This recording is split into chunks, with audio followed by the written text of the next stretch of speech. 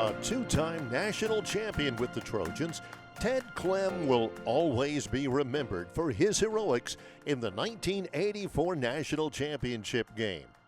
A freshman, Clem kicked a 50-yard field goal as time expired to rally Troy past North Dakota State 18-17 to win the NCAA Division II national championship.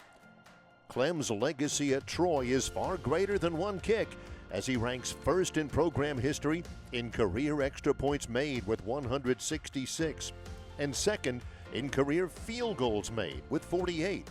He made 16 field goals in Troy's two national championship seasons in 1984 and 1987, which are tied for the 8th most in a season in program history, while his 105 points scored during Troy's 1987 title run rank as the 3rd most in program history.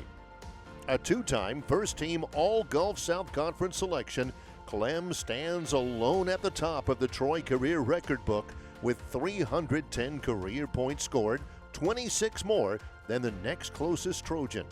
Clem ranks 4th all-time in Gulf South history with his 48 career field goals and 310 career points. I went to a very small high school in Georgiana, Alabama, and kicking was really an accident for me. I just kind of picked it up, messing around with my brother and some friends from our community.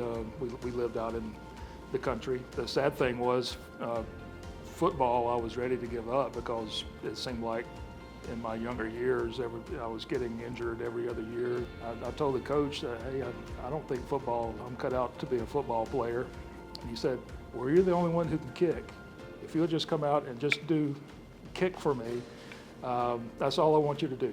I'll tell you about an important kick, and that was toward the end of the season. It was a very close race to see who was going to win the Gulf South Conference that year.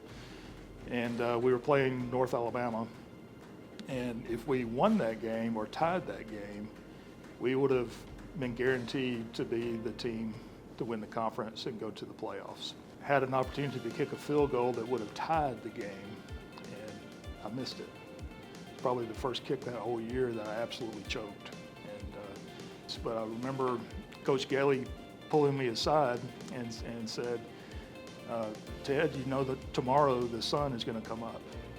And I thought about that for the whole bus ride back home, and I realized what he was telling me was, tomorrow's a new day. Get ready for it. Do what you need to do to prepare for the next kick. And that was it was North Dakota State, and they were as dominant of a team then as they were now. We were behind 17-15. And we had one last opportunity to get a possession. We were out of timeouts. There were about 15 seconds left on the clock. And but one thing about that moment was it was something that the special teams unit was prepared for. All of the players on that unit, the snapper, the holder, that was a drill that we practiced routinely throughout the season. And 15 seconds, that was well within our window. Everybody did their job, got out there, got placed, got set, perfect snap, perfect hold. And, just through sheer adrenaline, I nailed the kick.